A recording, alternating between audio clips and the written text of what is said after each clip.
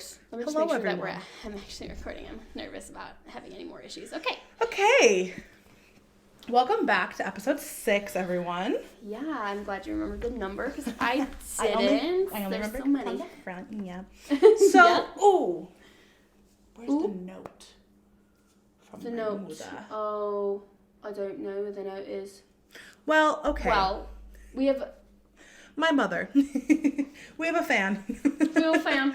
Sending us gifts. Yes, she got us this it was wrapped in like a cute little bow with a little note on it that said congrats on the podcast and for us to open it and try it on our next one. So I will say we aren't wine drinkers. No. We have like the palate of like a 16-year-old that just figured out what alcohol was and only likes fruity stuff. Mm-hmm. That's it doesn't really, I don't really like the taste of alcohol, so. Yeah. No. But she sent this bottle and it's really cute. So cute. It has an owl on it. And like she said, there's a cute little note, so. So it's a thought that counts. Even if we don't like it, I'll still drink it because you got it for us. Also, happy Thanksgiving if you are in the U.S. I have on my turkey leg socks.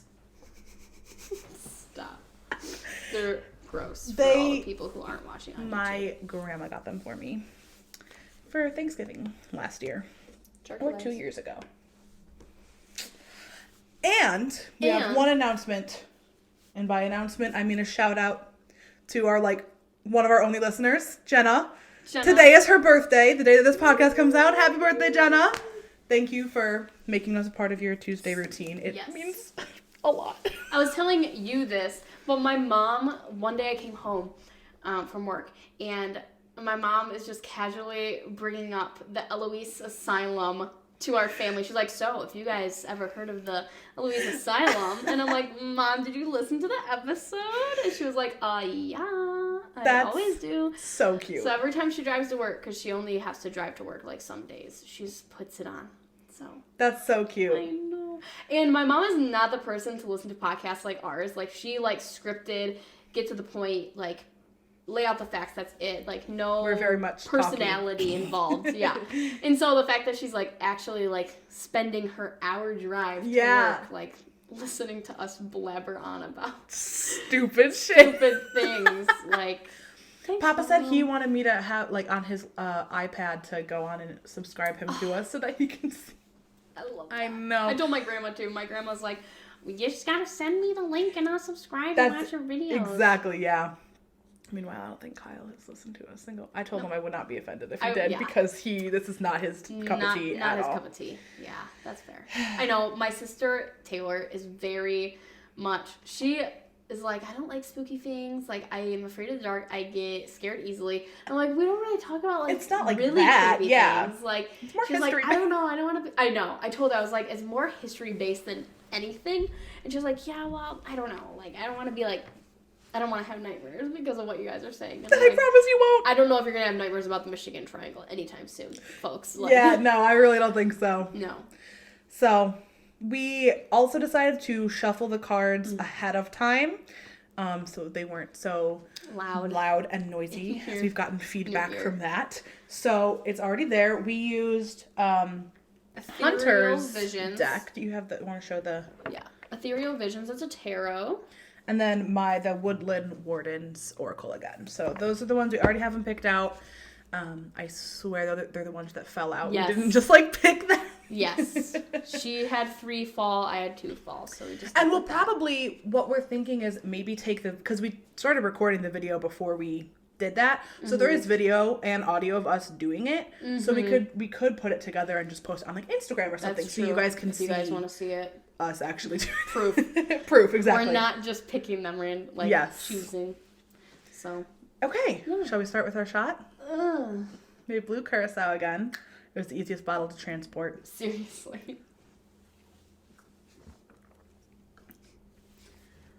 Don't put it in there. Oh. We're going to need it again. Yep. So that's yummy. And I already know I'm not going to like this wine. Mom, I'm so sorry. Thank you. Thank you. I will still drink We're just it. pathetic, okay? I did. Pathetic. Ooh, some of the incense smoke was in mine. Ooh, it's going to make a smoky flavor. I know. I was explaining to her as I was pouring it into these goblets that I felt like I was in Game of Thrones. More wine, Shall please. we? Little. That was a decent one. You're not gonna like it. I already know.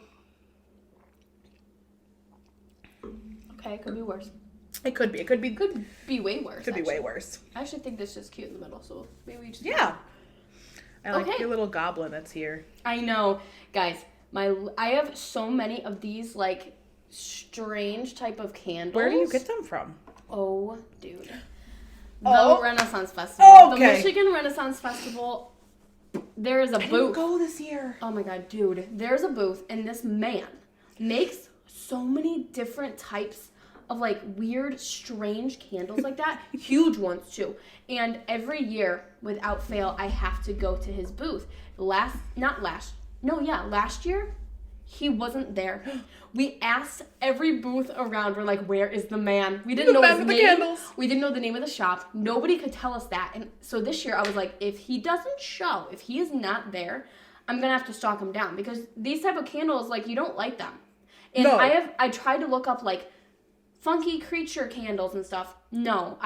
He does this all by hand. He doesn't have molds and stuff. A lot of the other ones are like, like, shaped like a fox mold, like, candle or whatever. And I just like it, and he's like very reasonably priced. Like I have a big one that's like this big, and it like sits on the table so his legs like hang off. And he was only like $30. You could get like a huge. He has like a one this big, and it's like $80 for like literally 3 foot, 4 foot candle. And oh my gosh. I'm always like, should I get that one? But I have too many. I don't have enough space for him. I have space for these little ones. But yeah, every year without fail, me and my friend Bella, I think got his business card or his name or his Facebook. I was going to say you should. And I'm sure it's in my purse somewhere. But he's amazing and I love him. We need to go next year because last year when I went, I got a corset and I got like a head thing. I have a corset. I do. Oh my God, I want to be, listen, for when we start D&D. Yeah. Oh, yes. There's like character builder things online that you can like do stuff. So Kyle's been looking at stuff for him. Yeah. And so I think I'm going to do like a dryad or like a nymph or something like that. One that can like talk to animals and like that kind of a thing. And I want to be like elfy. Mm-hmm. So I'm like have you ever seen Lord of the Rings? Yes. Okay. So I'm taking inspiration from like one of the elfie girls there with like the long dark hair. She's like the main guy's like girlfriend. Mm-hmm. Her. She was like my first girl crush, I think. Oh yeah. Oh yeah. Oh. Her and Nick Jonas's love interest in Camp Rock 2. Oh really? Yeah. I didn't have that. When I watched Camp Rock, I didn't have that. Oh, it was immediate. It was mainly like.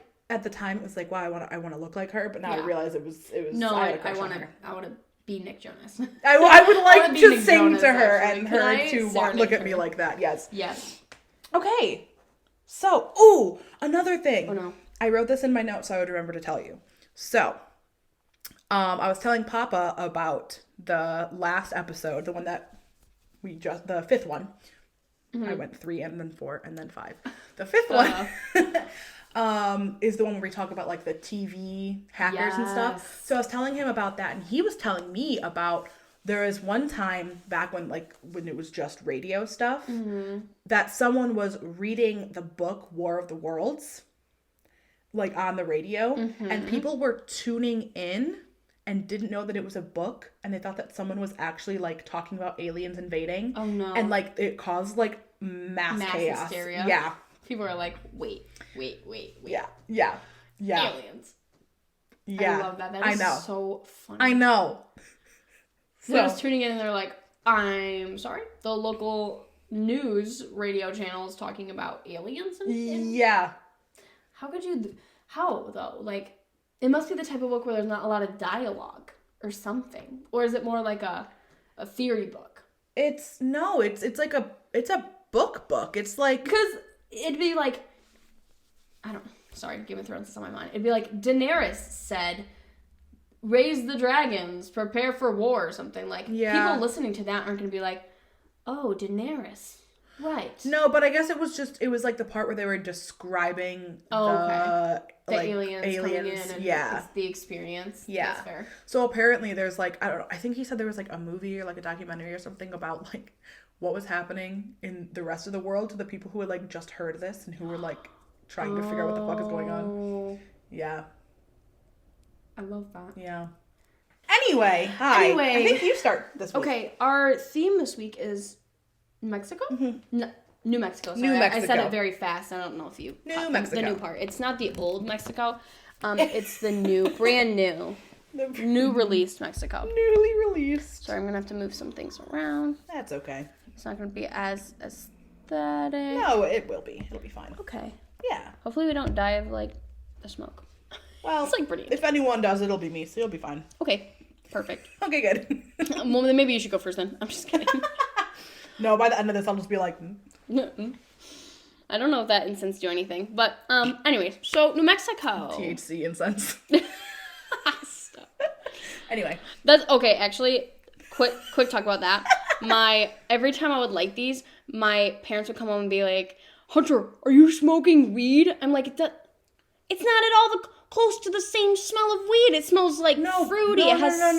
No. It's because it's very much a stigma that people would light incense after they smoked weed to get rid of the weed smell. I didn't know that. I don't think that's what they were going for, though. No, I think it is because my mom would say the same thing even though she would be the one lighting it. Yes. That's like a huge stigma. Yeah. That incense equals you smoke weed. Well... I had incense at age, like, 14. I know, so did I. I didn't even know what weed was, probably, at age 14, to be fair. We were delayed, in terms of stuff like that. We very much were. Yeah. So, anyway, New Mexico. I covered the Roswell UFO crash. Oh, I'm so excited for this. I don't know anything about it. I didn't know anything about it before going in. Like, I knew that people, like, talked about it. And yeah. I guess I didn't cover it as well as I thought. But isn't there, like, a dip where this happened? Maybe it's a different UFO crash, to be fair. I know that this one was, like, one that they have, like, really tried to cover up. Oh, yeah. No. This was, like, brought up in the newspaper. There wasn't TVs at this point, I don't think. It was brought up in the newspaper, and so, like, that's how it was covered, is through newspaper. Wow. So, in mid-June and early July in 1947, I didn't realize it was this long ago. Yeah. 1947, a rancher named Mac Brazel found wreckage on his property in Lincoln County, New Mexico. Okay. Which I guess is 75 miles north of Roswell. So people just call it, like, the Roswell. Like, they're not going to call it the Lincoln County UFO crash. They call it the Roswell But it's UFO 75 crash, miles away? 75 miles away. So this is, like, in the summer of 1947. And I guess during this time, a lot, like hundreds and thousands of, like, stories have been shared about people seeing flying discs and flying saucers and seeing UFOs. And it was, like, the thing that was covered in the, like, the newspaper during this summer. Like, it was a big thing. So then... Just in this area or, like, everywhere? In this area. Okay. It was, like, a big thing, like, in Lincoln County. In Roswell. In Roswell, Lincoln County in 1947. And because of that, after he, like, this... What do they call him? Farmer. I want to call him a farmer. Rancher. Is that the same thing? No, but it's fine. Okay. Well, Brazel, like, found stuff on his, like, acreage. And because of all these stories that he was hearing, he was like, okay, maybe this is... Are you dying over there? No, I'm good. He's saying maybe this is, like, part of what that is. So I guess the wreckage that he found on his property included rubber strips, tinfoil, thick paper. It was all, like, piled together almost. Okay. And so he didn't see it go down. He just, like, saw the he was walking around his property, I think with his son or something. He was walking around his property with somebody, and they saw that, and they were like, wait, we know that UFOs are a hit thing in the newspaper this summer, so maybe that's what this is. And so he brought it to the sheriff of Roswell, who then, the sheriff brought it to the attention of the commanding officer of the Roswell Army Airfield. whatever. I don't know what that is. So it's part of the Army. Roswell Army Airfield. He brought it to the attention of Colonel William Blanchard. So then the next day, after the rancher went to the sheriff went to the Army commanding officer. The next day, the Roswell Daily Record newspaper, again, 1947, ran a story about the crash and, what they thought it was. So they originally, came out, and even the U.S. Army, was calling it a flying saucer. Everyone was saying that this wreckage had to have come from a flying saucer. So not even a UFO. They're fully saying they're saying flying saucer. That is... They didn't... Wow. I don't think they used the verbiage UFO. They just called it a flying saucer. Oh, that's even creepier, to be honest. But, I guess, as soon as that came out, the U.S. Army officials were like, no. We didn't mean flying saucer like UFO. We meant flying saucer like... a weather balloon. It's always a weather balloon. But just yesterday you were telling us it was a flying saucer.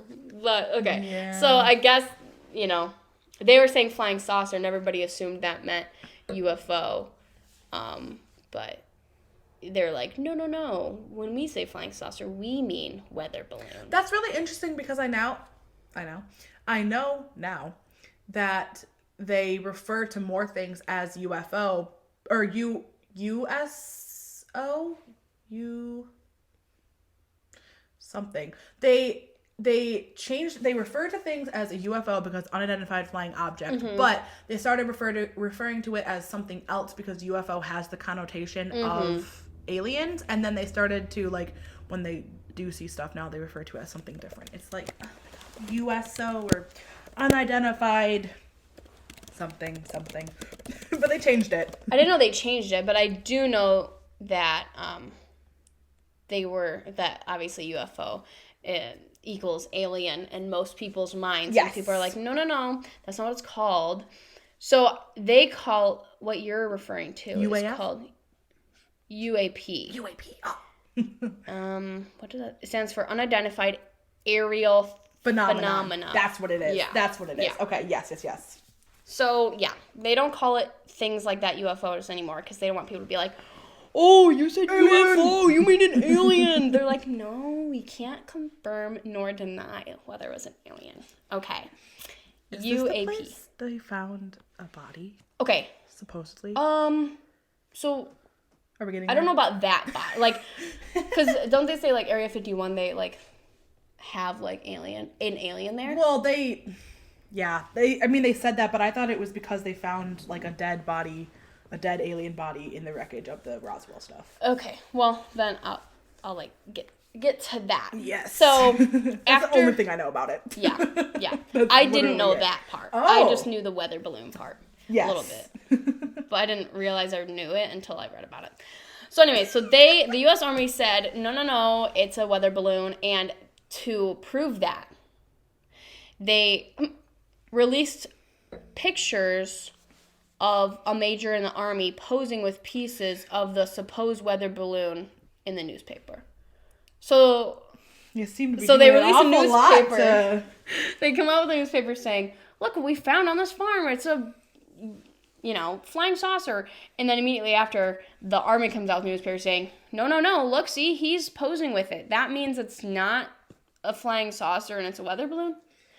Yeah, what does that even mean? It doesn't really make sense. I don't think those equate to each other, but this is the picture that they came out with. Okay, no, that doesn't tell me. Oh, now I believe you. Yep. Oh, gotcha. That's what a weather balloon looks like, all torn up. As if people, what? I don't understand. So they, came out with that. And,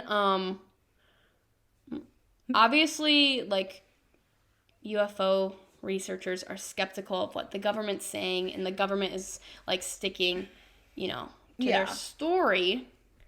But I guess in 1994, the U.S. Air Force released a report that says that the weather balloon story was actually bogus. So 1994, they come up with a story saying, no, actually, we were lying. What it was... Wait. Yes. They said, oh? Yeah, okay. They said we were lying. Okay. But now, so they're still not saying that it was from aliens, but now they're saying that it was a spy device created for a project called Project Mogul, and the device was designed to float over USSR, detecting sound waves, and then it was, like, supposed to, like, come back. And they, I guess, covered up the spy story with, at first, the aliens, and then they were like, no, not aliens. It was actually a weather balloon. Yeah. So they've changed their story twice. I'm just always skeptical. I feel like I'm just a very skeptical person for most things. I feel like I'm very skeptical about what the government says, but I'm also very skeptical about it being an alien because, I'm sorry, it's hard for me to think that another life form would happen to have the exact same materials that we have. So, like, to have, like, rubber and, like, aluminum or tinfoil or whatever, like, that's, like, it's difficult. It's hard. Like, I do believe, I really, really, really strongly believe there's other life forms out there. 100%. There's no way even if it's not true, in my head, there's no way we're the only ones. We can't be. No. That would be so stupid if we were claiming we're the only ones. We don't even know what's out there, and we're claiming that we're the only ones. Yeah. So that just... Unless we do know what's out there. And they're hiding it. Or we're the only ones because we're part of a simulation. I hate the simulations theory. I don't believe in it. I don't believe it. But my friend was telling me that she doesn't believe in the simulation theory, but she believes that we are like... She gave the example of, like, if you're running an experiment with ants, the ants don't know that they're an experiment. Yeah. So she's thinking that we're not in a simulation, but we are an experiment for higher beings. Oh, you think? That resonates with me more than being in a simulation where nothing is real. Because it's hard for me to be like, oh, when I don't see you, it doesn't exist. Like, you don't exist. Like, you still are living your life. You still have a life. I don't like that at all. That's why I can't think about a simulation theory. I don't like that at all. Because there's quantum entanglement. Okay? Okay, what's that? Okay. So it's really hard to explain.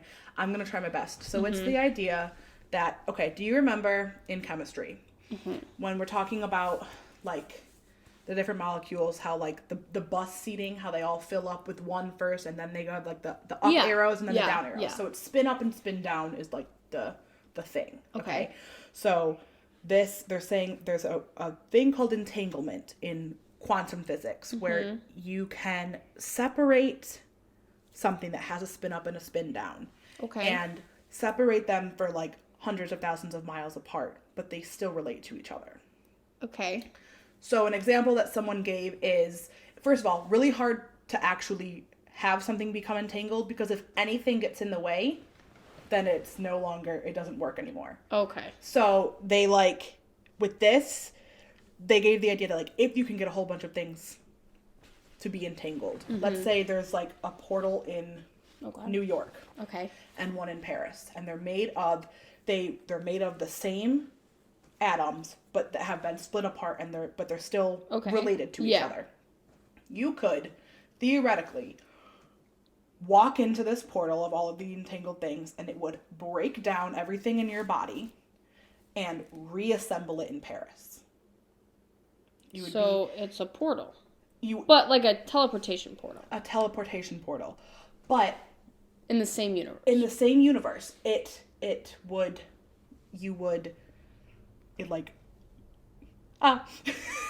You would essentially be no more in New York. You're gone. Yeah. Your body dissipates into electrons and protons, and that's it. But then you get reassembled exactly, because it copies it exactly from the entanglement thing. You get put back together exactly the same in Paris. So then it begs the question of, what's consciousness?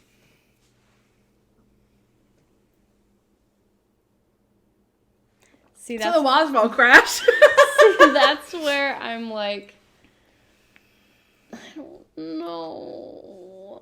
I just want to know all the answers. There's a girl in my internship I don't want to know all the answers. Really? Oh my god, no, I do. No. There's a girl in my internship that like doesn't want to talk about it because she wants to know all the answers. And I'm like, no, that's why we need to talk about it. Talk to me about it. I want to throw theories around. I love, It's very like, I think existentialism though is like hard because then it's like, well, what's our purpose? What's the point? Whereas, like, I feel like people who are religious, they don't have existentialism because they know what the point is. Like, they have their own answers. And so everybody else's religion is existentialism because they're, like, frantically searching around. They're like, we don't know. That's a great point. We know it's not that. But then what is it? You know what I mean? Yeah, I do. Ugh. Yeah, I just don't like simulation theory. Anyway, we can talk more about quantum entanglement after because this stuff is fascinating to me. But probably... we can do a whole episode on it, honestly. Yeah. Like, I really could. It's really cool stuff. I could do entanglement and you could do simulation. Yes. Oh, I love... Anyways. Okay, so I'm going to write that down. You can do that. Yep.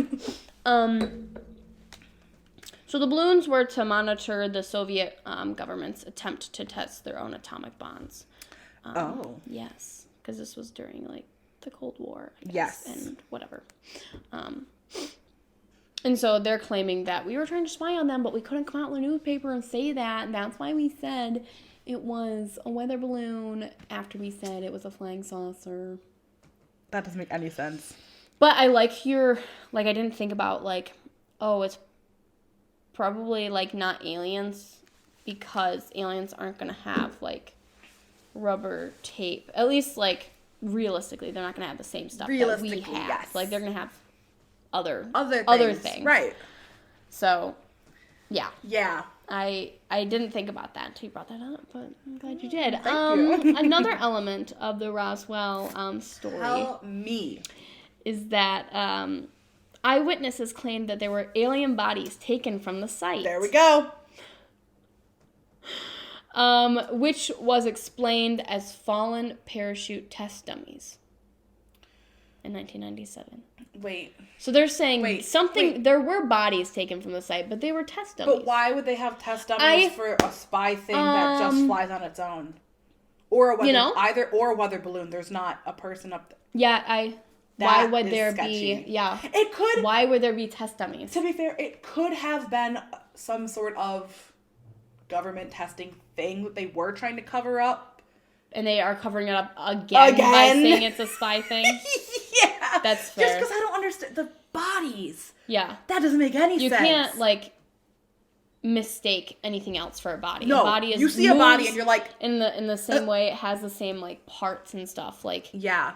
So, are the people who saying that they saw alien bodies, did they claim that that the bodies looked different than humans? I guess.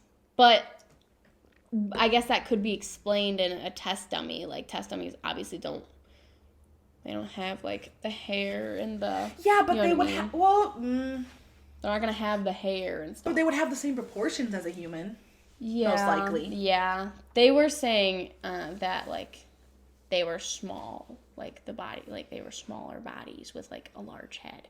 Which I feel like is a stereotype of, like, what we think aliens is. You know what I mean?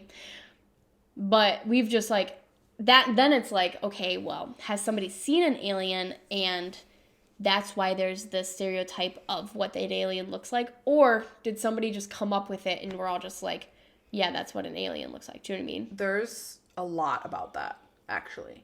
I can't remember for gray aliens, but I know that there's supposedly. Guys, I'm not saying I believe this. Guys, I'm not saying we believe this. But I've, like, watched stuff before. According to theories, there are, like, 4 alien races that have touched down on Earth before. And it's the gray aliens, the tall whites, or something like that. It sounds a little racist. The tall whites. Like, Nordic ones, where they essentially just look like gods, like, beautiful Nordic... A Thor. Yes, essentially. And then the really scary... ginormous praying mantis ones. And those are supposedly all of the ones that have touched down on Earth. Where's the proof with that, guys? What is that for? I mean, there's no proof. I don't know, man. It's just what people I thought you were talk gonna about. be like, here's the booklet of proof. Here I we just go. Let's keep it on open me. this up. No, it's that. Keep it There's like none. I love that. We can cover aliens too. That would be really fun. Yeah, we should, because The different types of aliens. yeah, just the theories. Just the theories. Just the of aliens. theories. Not the different types. We're not saying that there are. Okay. We're just different saying. types in quotes. But there's another theory about this. I guess it was written in a book called Area 51, An Uncensored History of America's Top Secret Military Base. Ooh. They're saying that the crashed flying vehicle was not from aliens, nor was it from the U.S. spies, but it was actually a plan by the Soviets to induce widespread American panic. It would have been more widespread if they... I'm like, where'd you come up with that theory? So they're saying that it's the Soviets trying to make Americans think that aliens are taking over their... And to cover that up, they decided to say that it was a different thing. Yeah. I don't know about that one, friends. So, an unnamed person who worked as an engineer at Area 51 This is told... confirmed? Oh, I don't know. It's a little sketchy that it's this unnamed. is what, yeah. So Anyway. an engineer at Area 51 told the person who wrote the book, Area 51, blah, blah, blah, that said that maybe it was whatever. They told the author that what was the program called that I said? Project Mogul was designed by a Nazi concentration camp doctor where they deformed adolescent children to resemble aliens and then deployed an aircraft to fly over New Mexico. And so the plan was for the children to climb out and be mistaken from visitors from Mars. Then panic would ensue, and America's early warning radar system would be overwhelmed with the sightings of other UFOs so that they could, be advanced in the Cold War. Does that not sound just, so fucked up? Well, the crazy thing is that, the thing about them, deforming these children is not out of the question. No, it's definitely not out of the question. They did, Dr. is it Mendeleev? Yeah, that's him. Something? Yeah, that's It's that guy? It's that guy. It's that guy. It's that guy. That's what they're saying. They're saying that guy, that famous doctor, was deforming children and sending them over here to make people think that they were aliens. Well, he was deforming children. That is a fact. Yeah. The stuff he did with twins. Yeah. Psycho shit. Oh, for sure. Yeah. Oh, I can't believe that's the same. Ooh. Yeah. So... See, that is almost credible a little bit. Right? Right? That one's almost a little bit credible. But it's also would be smart for somebody to come up with that theory, knowing that, that's going to make it more believable. That's true. You know what I mean? That's true. What happened? I don't know why you would know this. Did Dr. Mendeleev die, or he escaped? Didn't he escape to Argentina or something? And they think that Hitler also did, and that he's still alive somehow. Oh yeah, maybe we can cover that. Man, there's so much, there's guys. so much stuff we can cover. Oh man, I love there's so much. talking about I love talking about the concentration camps and stuff because it's so too. fucked up. I'm like, what? How is this something that actually happened in our and history? That This sounds like fantasy. Yes. In a bad way. Bad fantasy. No, bad. Well, yeah. No, it's like every time you would talk about that in school, I was always extremely interested in it, and I always wanted to see, as morbid as it is, I always wanted to see the starved bodies and just how it was real. It's because you hear about it and you're like, that didn't happen, but you see the pictures, you're like, oh, literally millions of people. Yeah. It's insane. You know what's more insane? Oh no, what? What's more insane than millions of people dying? Is that people think that that's fake. They do? People think the Holocaust is fake and didn't actually happen. That makes sense. Yeah. And people who survived with that tattoo did it because they thought the story was cool.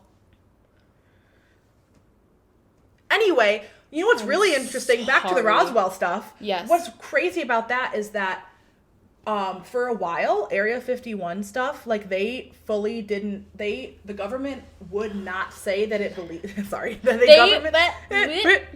government, the U.S. government, would not confirm that there was an Area 51. It was just something that people were making up. Well, saying, like talking about and stuff. They did not confirm it until like very, very, very recently that there actually was an Area 51. You will from the wine, I think.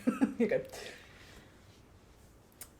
Yeah, That's not real, guys. That place doesn't exist. Yeah, and so that's why people think that even if there were aliens there at one point, that they no longer have them there because they have confirmed that it's a real place now. So why would they keep all the secret stuff there?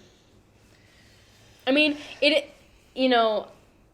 I didn't go into Area 51, but there's, like, people who used to work there who, like, don't want to identify themselves, like, say, like, some crazy stuff about it, but is that for attention, even though they're not, saying, like, they're not saying their full name. For hysteria, or is it... Or are they psychos? Or are they just... Or are they telling the truth, and they're doing weird experiments and stuff. When I think about, even just like think about the military in general, just like the military, there's stuff that goes on in the military that we are not told, okay? Yeah. And so I'm just like, would it be kind of cool to like go into the military and like work your way up just to be able to see, like, is it just like people working on tanks and guarding bombs? Definitely and not. Just like stuff like that. Not after they confirmed that MK Ultra was actually a thing that they did. That's true. You can't tell me they just stopped that. Ooh, we gotta talk about that too. There's so much. Anyway, Roswell. Okay. 51. So the son of the intelligence officer that was named in the original like report wrote a book. And he said that his father brought home some of the UFO, like he calls it UFO, some of the wreckage, and allowed his son to like look at it before he took it back to his base. Oh. His son, he was 11 at the time, so he's writing a book about how his dad let him look at it. Yeah. And stuff. And he's saying that the material was metallic, and this is a quote, "I could see what looked like writing. At first I thought of Egyptian hieroglyphics, but there were no animal outlines or figures. They weren't mathematical figures either. They were more like geometric symbols, squares, circles, triangles, pyramids, and the like." End quote. So that's weird. But people are also saying that he was 11 at the time, and the Cold War was beginning. So was he reading the whatever alphabet for the first time? They call it like Cyrillic, whatever, from Russia and stuff. That's like, was true. he reading that? Or because was it an alien very language? Square and triangle. Oh, yeah. And ooh. And he was 11. So he's saying that he really wasn't reading the alphabet. Right. He's saying it was weird symbols that he's never seen before. Right, but he could have never seen them before because you're 11. But he's also 11. Why would he ever have read this language or seen this alphabet before? That's really interesting. Yeah, so... makes you think. Yeah, makes you think. And that's pretty much all that's been said on it. Huh. Yeah. But, like... Roswell has like UFO conventions, and they have like you can like visit the site where like the crash was found. Of course, and they have like alien UFO like festivals and stuff every year. So they like have taken it as part of like their culture. Their culture at that point, yeah. Yeah. So it's like their history. That's cool though. City, yeah. I like when places do that. Yes. Oh, I'm eventually going to cover Mothman or whatever his name is. And they took it too. They're like, they celebrate Mothman. They love have it. a day. They have a museum. They have all of it. A museum? Oh, yeah. A full-ass museum. Yeah. So, it's like that, but with UFOs. Damn. That's cool. I know. That's really cool. Yeah. So, Roswell. Okay. Okay. And I can't tell you what theory I believe because I could believe all of them, honestly. Yeah, see, I'm skeptical, but also if you give me enough evidence, I will start to believe something. So. Oh, for sure. You could, like, I'm not very religious, but, like, if you give me some evidence, I might consider it. Yeah, exactly. Any sort of evidence, I'm like, okay, that checks out. It happened. All right, don't close your computer. No, I'm not going to close my computer. Guys, if you watched the last episode or the episode 2 episodes ago, I closed my computer and it was a mess. So I'm not going to do that this time. Yeah, no. Okay, so mine is kind of short, but it was really interesting to me. So I'm talking about the KiMo theatre, because that's how they spell it. Theatre. Theatre. Anyway, so KiMo Theater in Albuquerque, New Mexico. Okay. So this theater. Never heard of this, by the way. Yeah, no. I think I may have heard it because the ghosts sounded familiar, but that's the only thing that sounded familiar to me. So it opened on September 19th, 1927 by a man named Orest Bachechi. Ooh, I like that. I know. Bachechi. He came from very humble beginnings and had just migrated to the U.S. 42 years before the theater was open. Okay. Before he opened the theater, though, he was like a liquor dealer, so I'm assuming this is during like Prohibition and stuff. And then he was also a grocery store owner, and his wife sold like dry goods out of a local like hotel that was nearby. Oh, okay. So they were like bringing in wealth and stuff. And then as this town started getting bigger, so did their business. Okay. And so then he started to build the theater in 1925. Ooh. And he wanted it in the Pueblo Deco style, which is a quote. Okay, ready? Okay. Flamboyant, short-lived fashion that fused the spirit of the Native American cultures with Art Deco. Oh, it sounds pretty. I know. Yeah. Okay, so he built that for $150,000. I looked up what that is today. That is like, it's like $2.558 million. Like, that's it.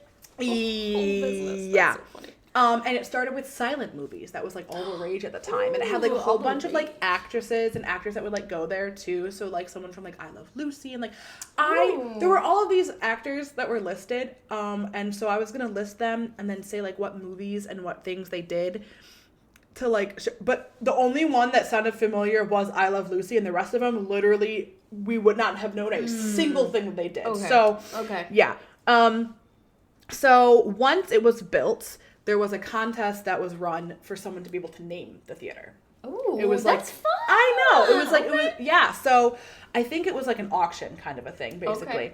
So a man named Pablo Abaita won for $50, which is $856 today, to be able to name this theater. $50. So the KiMo Theater, it's spelled K-I and then a capital M and then a lowercase o. Okay. So it's a combination of two Indian words that literally means mountain lion. Okay. But for some reason, I don't know why, it's interpreted as king of its kind. Ooh. I don't know. I don't know, man. But only 1 year after the theater opened, Bachechi died. So it didn't even get I know. But then his two sons got to take over it. And they combined the idea of like the silent movies and stuff with an actual like performances. So like out of town road shows would come and like perform stuff. Like that kind of theater. Okay. So it kind of combined the two. Yeah. So it was actually scheduled to be demolished in 1977 because as like the town had started to fall apart, like that started becoming less and less like of an attraction. But the citizens decided to buy it and then like make it pretty again. So it's still standing to this day. Oh, cool. And so are the ghosts. So here we go. Here. There's only two, but they're very prominent. Oh, no. Okay. So one is just some woman. They don't know why she's there. Okay. This woman is seen wearing a bonnet. Okay. And she's just seen like walking down the theater halls. She doesn't disturb anyone. She's just minding her own business. Living her People life. literally have no idea who she is, but they'll just like see. Like someone said that they saw someone like walking through the back area, and they're like, "Hey, you can't be back here." And then she just kind of like kept going, and then just like vanished. And they're like, she's fully like, I get talked to all the time. These bitches don't know who I am, what I'm doing. And then just walk through a wall. Yeah, she's like, I'm not even giving you the energy. Yeah, no, exactly. That's so funny. So I know. So okay, the more iconic one though. Oh. Okay, is a little boy. It's always a named Bobby. One. Wait, Bobby? Yes. Okay.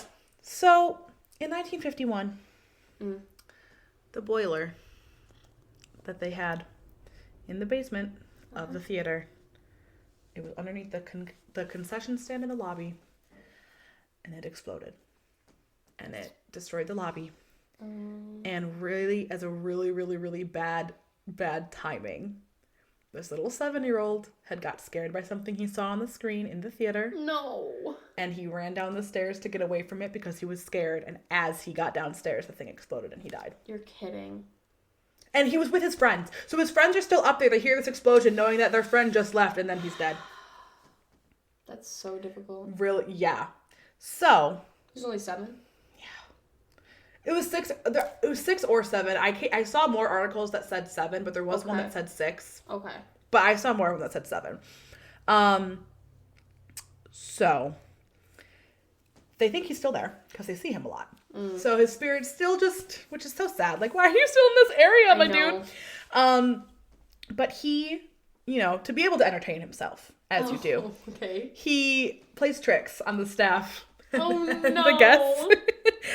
He's seen running up and down and playing on the staircase that's there, which is what he was running down on when he died. If you see him, he's always wearing a striped shirt and blue jeans. Oh. And his tricks, he causes issues for the performers. He will. They're like juggling. And he trips them. He trips such them. a 7-year-old boy thing to do. It is. It really is. He trips them. He creates ruckuses during performances. He doesn't let that, all of this stuff, right? So they realized that in order to appease him, they would have to leave him treats. Oh. I know. So they, okay. Do you remember at school, the CPA? Did you ever go in, the back area of that? Okay. So you know how, the back hallway, that would connect the one side to the other without having to go on the stage. Yeah. So that kind of space, they have that here, and there's a pipe that goes across the whole thing. Okay. And they tie donuts to that. And they say that they come back and they're the donuts are usually gone, or if there's still some there, there's little tiny bites taken out of it. Stop. And one year. Donuts. That's such a weird thing. I'm picturing Snickers bar or something. Yeah, no, they just tied that one thing that people do where they tie their hands behind their back and then try and bite the donuts. That's what I'm picturing. Yes, that's exactly what I'm picturing. But one year, for a Christmas performance, for some reason the people decided they were gonna take down the donuts because they were stale and they'd been there for a while, and they're like, "Ew, we're not gonna. Yeah, we're gonna take these down." No. Bad. Really bad choice. Because thankfully it was just during the rehearsal. It could have been so much worse, but during the rehearsal, everything was a disaster. The lights were flickering. The sound was cutting in and out. They didn't know what was going on. Oh no. Nothing was getting done. And then someone made a run to be able to go get donuts and bring them back. And as soon as they brought them back, everything was fine. I love that so much. You don't know Little the Bobby. Rage of a 17-year-old boy who's not getting what he wants. Yeah, 7. I thought you said 17. Oh, maybe I did.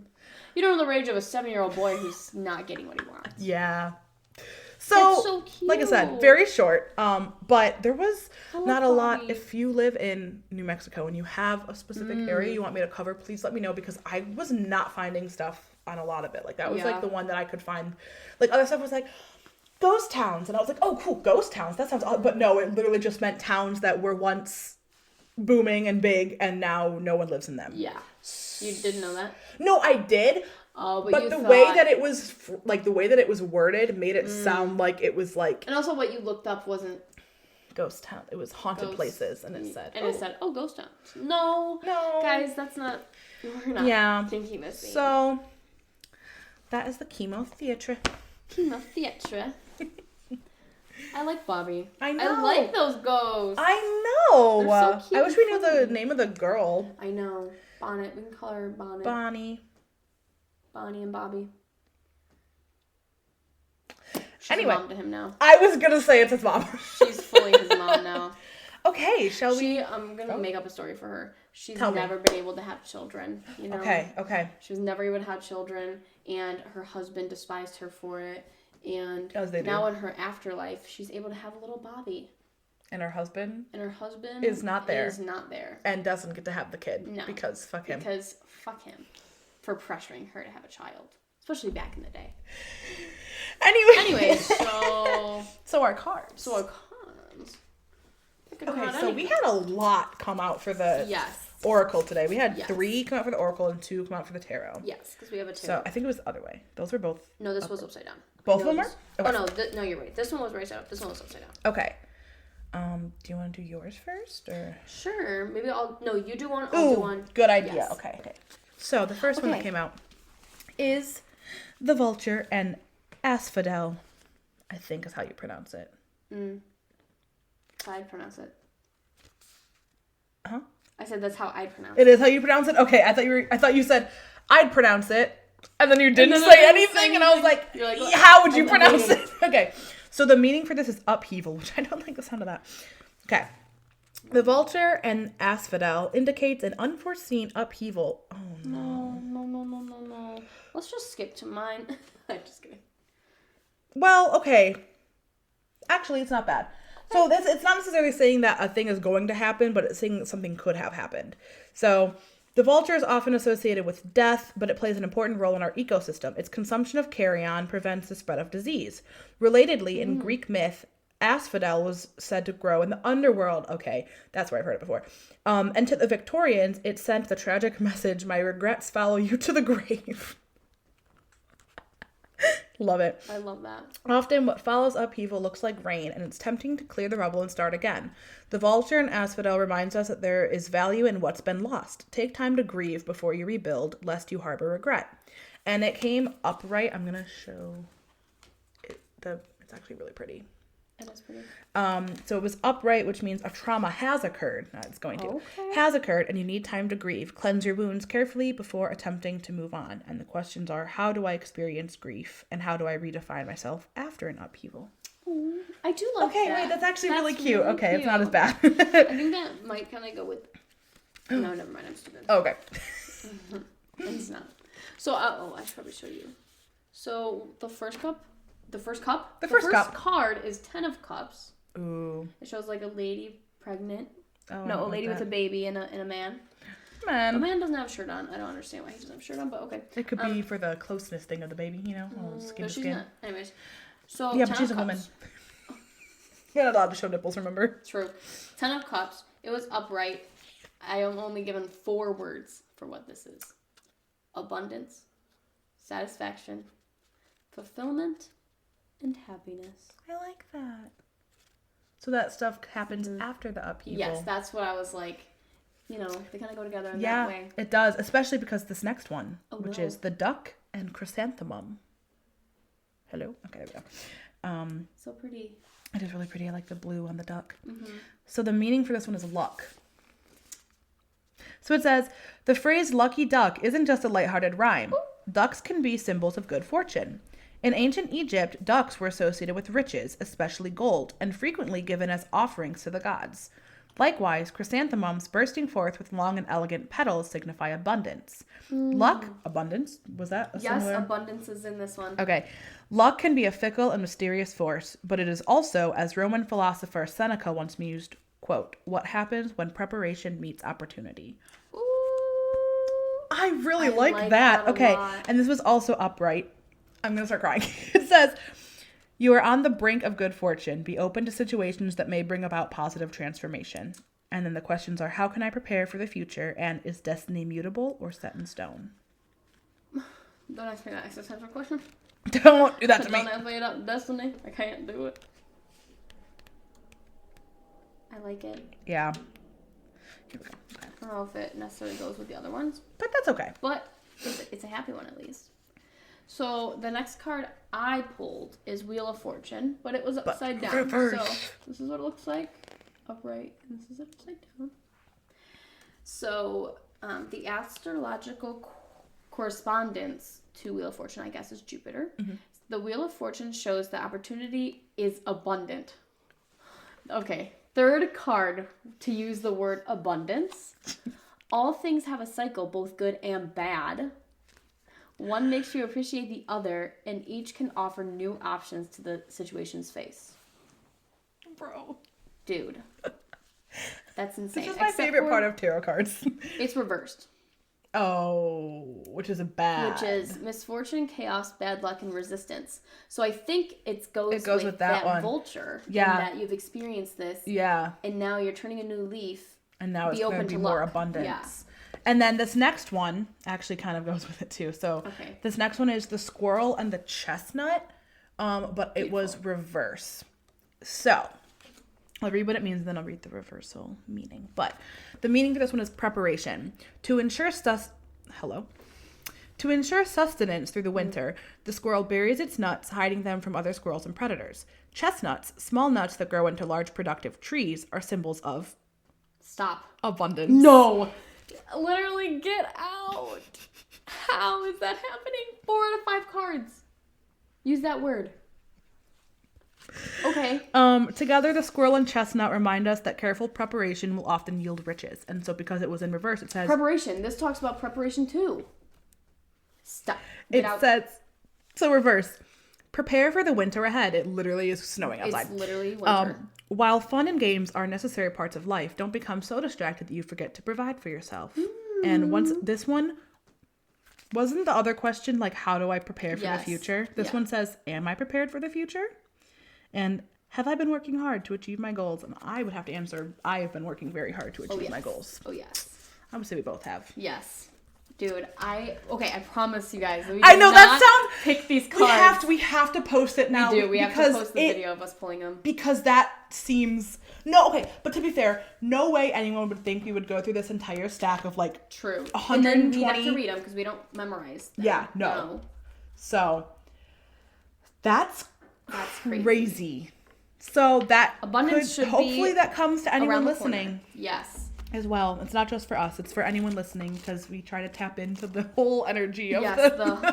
of everything. So that's yay. Insane. That was really cool. Okay. Well, I'm excited for the next one. Yeah. That's like one of my favorite parts of this is seeing how the tarot cards and everything relate. Because when we pull them out, we look at them and we're like, I don't know what that means. You know, I don't know. I'm like, wow, cool, a duck. I don't know the words associated with it specifically. Yeah. You know what I mean? Yeah. Like I want to get to a point eventually where I can, but it's a lot. It's a lot. Especially Oracle decks, they're all going to be different. You have to learn every single one. Yeah. At least with tarot, each one has the same. Yeah, but a lot of times it can mean something different based on what's on the card. That's true. That's very true. So like if it has the same general meaning, it can be like more specific to a certain situation based on what's on the card. Right. So yeah, man, do I love tarot and stuff. Mm-hmm. It's one of my favorite things. I'm like mind blown at this reading. I feel like all of our readings have been crazy. Yeah. Yay! Okay, well, thank you for joining us. We've been meaning to do this, but you can follow us on Instagram or Twitter or Tumblr or Facebook. Yes. You can like our group on Facebook. Mm-hmm. We also have a Reddit and YouTube. I believe on most it's Oh My Podcast. Yeah. Or WLG.ohmypodcast. I think it's all pretty much Oh My. Yes. Obviously on Facebook it's the entire name. Yeah, Facebook it is, but that's where we will Legends and Ghosts Oh My. On Yes. We will on Instagram specific, like Twitter we'll probably use just to try and be like, hey, we posted a new episode today, cool. Mm-hmm. Instagram is gonna be where we put like the pictures that we include in the YouTube videos. If you don't feel like going through and watching the YouTube videos and finding those pictures, you can just scroll through on Instagram to be able to see them. For all so it's a little easier. Podcast listeners, not the YouTube listeners. Yes, because we include it in the YouTube video. Yeah. So, yay! Thank you for joining us. We hope you join us next week. time. And next week's theme is airplanes or it flights or whatever we decided to make it. Aircrafts in general. Okay. Bye. Bye.